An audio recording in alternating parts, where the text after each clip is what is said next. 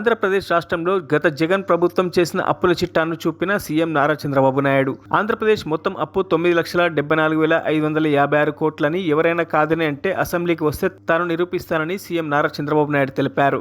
4,38,728 కోట్లు public account liabilities అంటే ఉద్యోగస్తుల డబ్బులు కూడా మొత్తం వీళ్ళు తీసుకొని వాడేసే పరిస్థితికి వచ్చారు. 80,914 కోట్లు. కార్పొరేషన్స్ డెట్ 2,48,677 కోట్లు. సివిల్ సప్లైస్లో అప్పు 36,000 కోట్లు. డ్యూ టు పవర్ సెక్టర్లో వాళ్ళకి ఇవ్వాల్సింది 34,267 కోట్లు.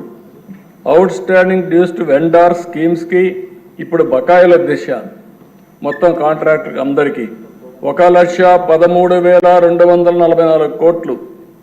అదే మరి ఉద్యోగస్తులకు ఇవ్వాల్సింది ఇమీడియట్గా 21,980 కోట్లు. Non contribution of sinking fund కింద 1,191.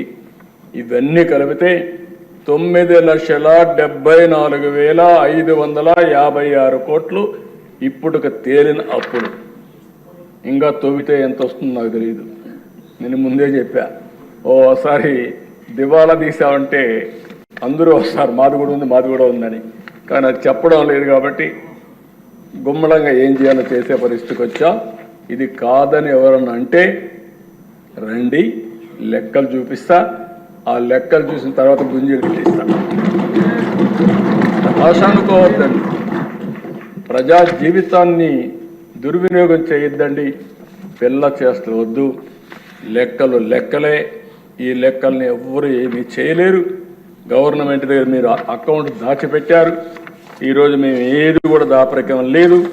అందుకే అన్ని జీవోల్ని ఆన్లైన్లో పెట్టారు. మరిన్ని అప్డేట్స్ కోసం మా ఛానల్ని సబ్స్క్రైబ్ చేయండి.